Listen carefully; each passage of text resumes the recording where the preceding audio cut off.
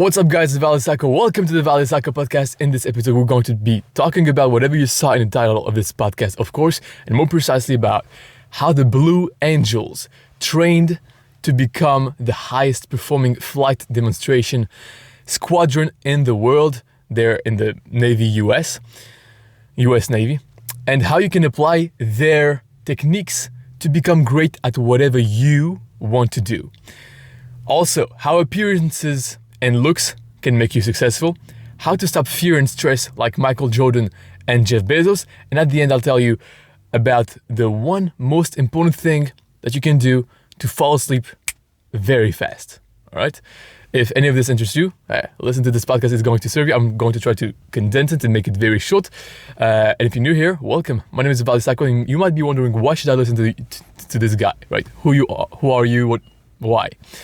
Well, I went from being a broke personal trainer from a poor immigrant family in France to now working with millionaires and building my own business to soon 7 figures. And on this podcast, I document what I learn every week in one condensed weekly magical learning experience. I call it this way because if you actually learn and change your behavior based on what we speak about on here, it can actually change your life, right? And I document exactly whatever I learn. The most important thing I tell you here, and I tell you here without holding back from anything, right? I just tell you the truth, and most people don't do that. Most people just tell you whatever they want you to know. I kind of tell you like how it is, right? And so you'll find a lot of very unique and very valuable insights here. So if this interests you, consider subscribing. And let's get into it. I'll tell you the golden lessons I got this week and in the sequence in which I got them. And your role here is to ask yourself, how can I use this in my life? How can I apply this to my life? And take quick notes, right? Take quick notes to learn and create for yourself a to-do list based on what you learned here. So that this way you can actually change your behavior and grow and transform your life this way. All right, let's go. So I realized first that performance and looks is not superficial, right? It's I always thought like focusing too much on looks, it's not important. I'm just dressed whatever. This sweater, I think I put like in 90% of these podcast episodes, just this sweater, right? Just that. I don't really care about looks, and especially if you watch my old videos on YouTube, you can see that. You can see I did it. I was like, whatever. I'm more like practical.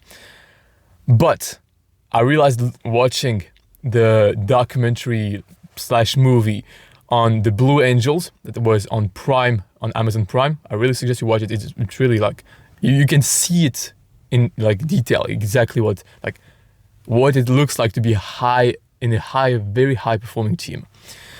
And so I got from this that looking impeccable, being excellent is service, right? Because it inspires people, and not a lot of people do this. Not a lot of people pay this much attention to being like to perfection, to being like impeccable. It's insane. Like it's really like awesome when you see someone like that. And I realized this because I was trying to improve my looks because I realized I was just not taking too much care of myself, right? Too much like care about how people saw me.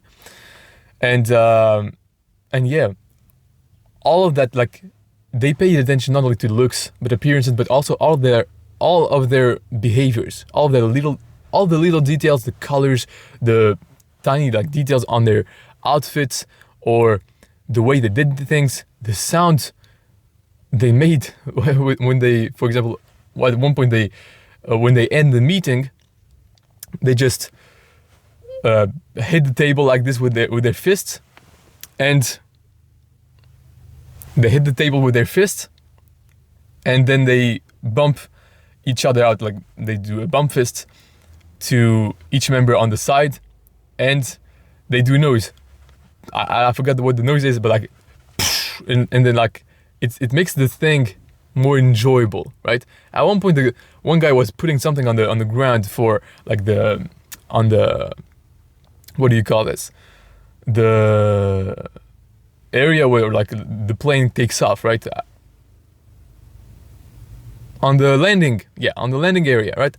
And he was putting something on it, and he was like running to it and then making some kind of like, just like in a video game, like a character would like play out and exaggerate their movements. He would like make a big like round with his with the object that he was putting on the ground.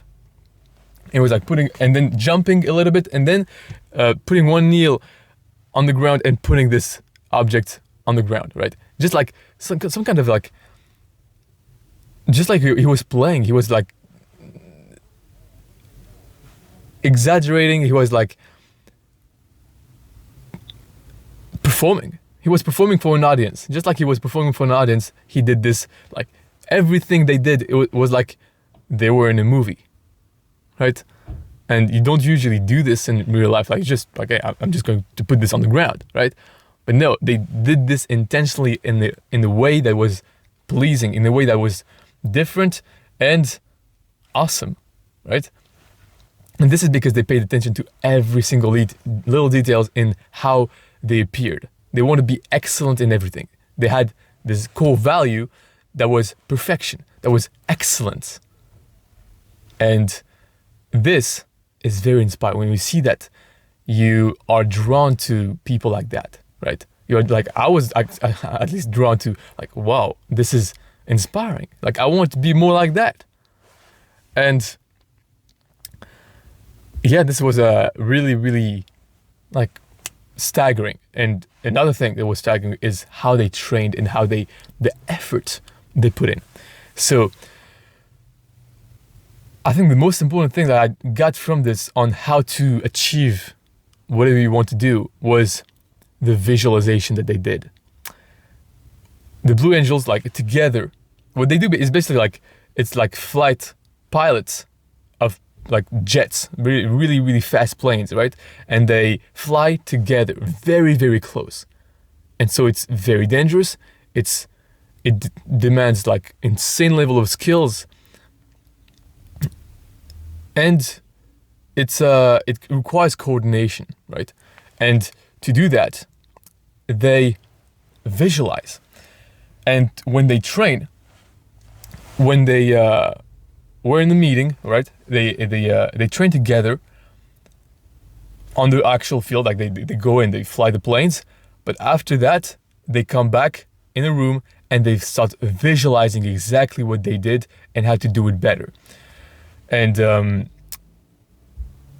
they were going through the maneuvers they were doing and all doing it in sync. So the leader was directing the visualization.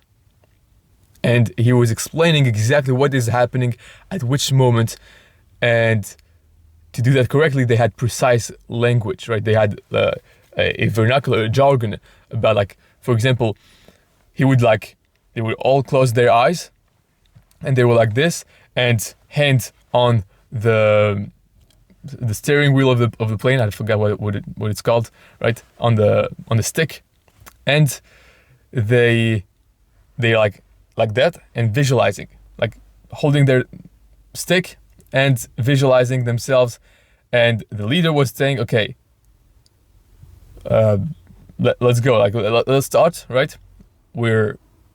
And he did say something like precise, like it's some like a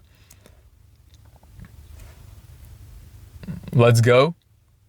I forgot what he said exactly, but at one point, for example, he said rip it, right? And this is when they are in the sky, right? They like flying all together, and he's like rip it, and then they go all like they just go apart, right? And he was like directing the visualization part by part, and at one point he was like, okay, we're turning on the left, and everybody visualized like, okay, turning on the left. And after that, he said loop, and so this meant that they were going to do a loop. And they did this visualization all like to do the entire scene, to do the entire like flight demonstration that they were going to do. After that, they also visualized on a map. They had a map on which was like the road, the path that they were going to take, right? So at one point they go in a circle basically, right? And they followed with a pen. They followed the path while visualizing exactly. And the leader was saying, okay, we do this, we do that at this point when we are at this moment of the road, of the path, right? Where this section we're going to do a loop. So boom, loop, and then they just visualize with their pen. They followed exactly the path they were going to take before actually doing it, right? And this was in actual training for them. And I was like, okay, we need to do this more. I need to do more of this, to visualize myself more doing the actual thing. And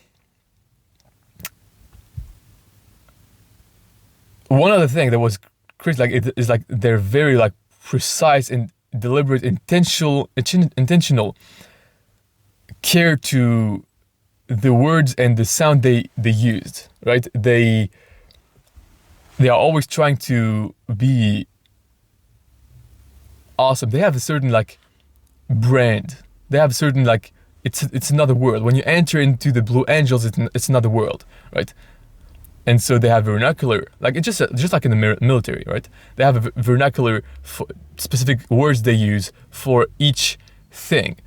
And so, and even when they stop the meeting, for example, like just like I told you, they just like fist bumped each other, making a noise like shh, and then let's go. They all went in their place.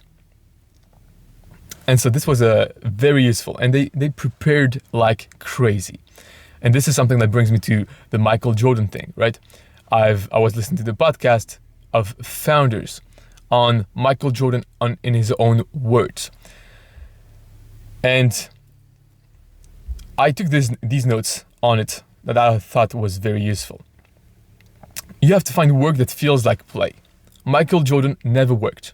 He never worked. He hated to work, but he loved to play. And basketball was play to him, right? And so you have to find work that is play for you. At least it's easier. I don't think it's necessary, because to me, at one point it was not necessarily play, but I made it feel like play because it was the only thing I was doing, right? So I was not doing anything else more enjoyable. So for example, if you play a lot of video games, when you go to work, it's not gonna feel like play, right?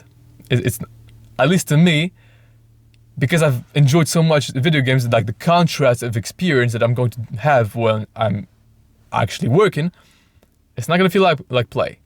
It's gonna feel like work. It's gonna feel like something like less enjoyable to do.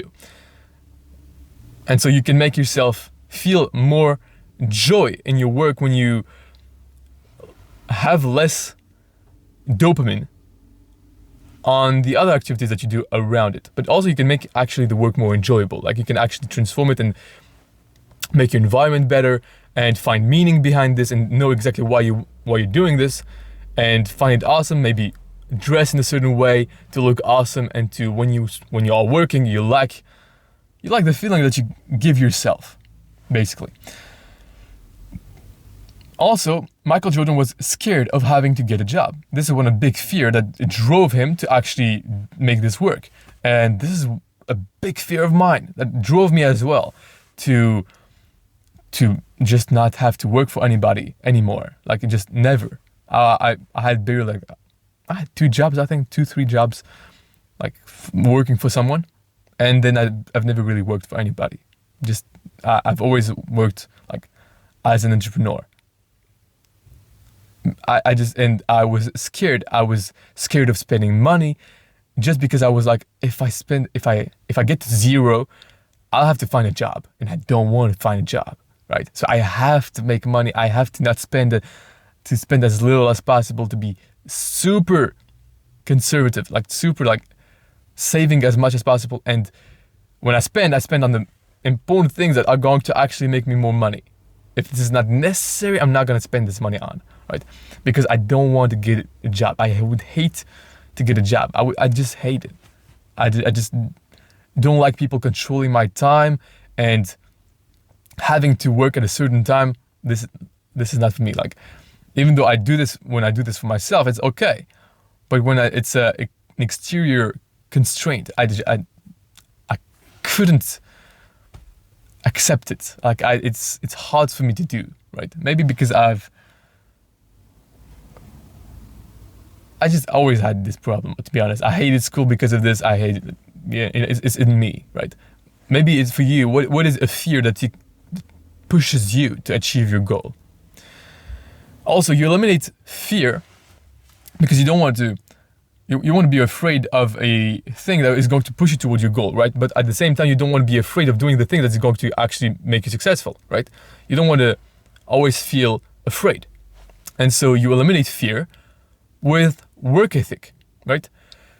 And Jeff Bezos said something like, if you're stressed, it's because you haven't done enough.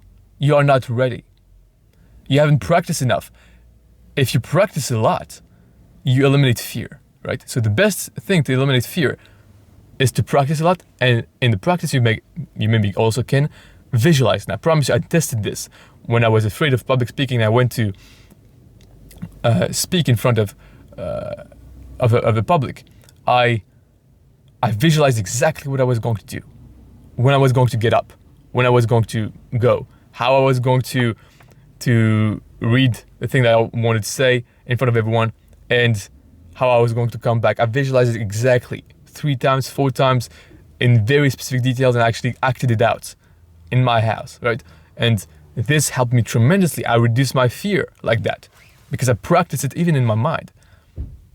And when you practice a lot, when you do a lot of things, and well, you reduce fear. But also sometimes you have anxiety just because you have a lot of things that you didn't do, and you have to do them. Once you do them, and you do a lot, you know you don't have anything on the, like, that is left undone. And so this reduces your anxiety as well. Also, Michael Jordan focused exclusively on the present. He said, I don't know what I'm going to do in 5 years. I focus on right now, this moment. And this is very important because oftentimes it's just not useful to neither think about the past or the future, but being right now. Like you have to think a little bit about the future, which is to put the goal, put the aim. And sometimes it's useful to to forgive yourself for the past, that you haven't done a thing, or to just let go of the experience of the past. And so you need to think about the past to do that. But 90% of the time you need to focus on the present, to actually do the thing right now. And if you do really focus on the present, you don't have really room for stress, anxiety, worry. Any of these things don't happen because you're focused on right now doing the thing, and not on the future, whether I'm going to succeed or not, whether this is going to happen or not, or stuck in the past, this happened, I'm so bad, right?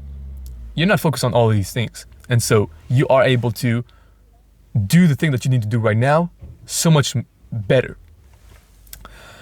And also, like Steve Jobs, he had just one speed. Go right now. Like, just do it. Like, when they had to do something, they did it on the spot right now. They didn't, okay, I'm going to do this tomorrow. Okay, next week is going to be about this. No, they just went straight away. Now, to get back, this was on the preparation part, right? The Blue Angels prepared like crazy, and it was very, very inspiring and kind of bothering to me to see that they were putting so much effort that I'm not putting nowhere near as much effort in my life, right? They are so extreme. And for example, when they become a Blue Angel, they go through a test of gravity to be able to handle the increase of gravity. The more when they go very fast, because they are like in jets, right? And so it's very, very fast speed. And so when they go very fast in the sky and higher, like they just go like vertically in the sky, the gravity becomes so strong that it creates a very, very high force on you. And all of your blood goes from your brain to your feet. And so you lose consciousness. And this is a risk, at least. And they try to train you to make it so that you can handle this. And so you can see the pilots, like in the simulation machine that they had, because they trained for this not on the field, not on the actual plane, because they would just risk dying and just fainting. Because when the blood leaves your brain, you faint. Like you just like, and you can see this in the documentary. I really suggest you go watch it. It's on Prime, and yeah, it's really good. When you see that, and how hard it is, like physically, it's super hard, and you can see like these people that can apply to become a Blue Angel are already in the Marines. They're already like trained, like veterans. Like they are really, really good at what they do already, and flying planes as well. But this is the next level, and so they are not ready for this next level. And when they are doing this, sometimes they faint in the machine. They faint, like they just like, and you can see their body, they just faint, and then they try again, and they squeeze their legs so hard just to prevent the blood from just going all out of their brain, and just prevent it from happening. And you can see their skin just go up because it's just so fast, right? You can see their skin like just stick to their bones, and it's insane. Like you realize how much effort it takes. And so this was extremely important. And then I had a few notes here, and I'll let you. I'll have to go then. They have a team of only great people that fit the culture. So they hire specific people. They have full trust in each other's, right? Because every single movement, because they fly so close to each other, if one messes up, the other goes down, right? So it's very, very risky. And for example, the pilot it's not his job to check that the plane is perfect to go fly. It's someone else that does this for each pilot. And so they have full trust in this person that prepares the plane for them. The trust is so important, and this is very, very hard to create. And it comes with like training. It comes with getting the right people that you can trust and getting to know them, right? And just being around them. And this is why also when they have a team, it becomes family. Also, they know how to take blunt feedback. They don't take it personally. They look at the truth, the recording of the performance, find exactly what was wrong about it, and they try to correct it. When they have to leave at the end, when they are done being a Blue Angel, because they cannot stay a Blue Angel forever, they have to leave, right? And so it's really an emotional moment for them, because this team has become family to them. And at the end, they show that like some images. I hope I'm not spoiling you the documentary, but it's really good. You should really go watch it. This is, for example, something that you could do. You could take on your to-do list. Okay, watch this documentary, right? Instead of watching a show, whatever, just watch. It takes like 1 hour, I think. It's really good. And yeah, you understand. Like I realize again, having good moments with each other, feeling understood and understanding people, laughing together, and being on a mission together to accomplish something important. Being a part of a greater group than just yourself. This is what life is about, right? Now, if you want to sleep faster and fall asleep faster, one thing that I did this week that was extremely useful, because I was struggling with that, is just controlling your state by controlling your breath. If you just reduce the speed of your breath, right? You just slow it down. And you just focus on that, and you just do this, and you slow it down, and just control your state to bring your state down to a state of relaxation. And this allows you to relax your body. And then when you focus just on that, you fall asleep very fast, right? Hope this served you, and I'll see you in the next episode. Please share it with someone if you think it might help them, and like it, subscribe, right? Do not miss the next one, and I'll let you with this, all right? Take care.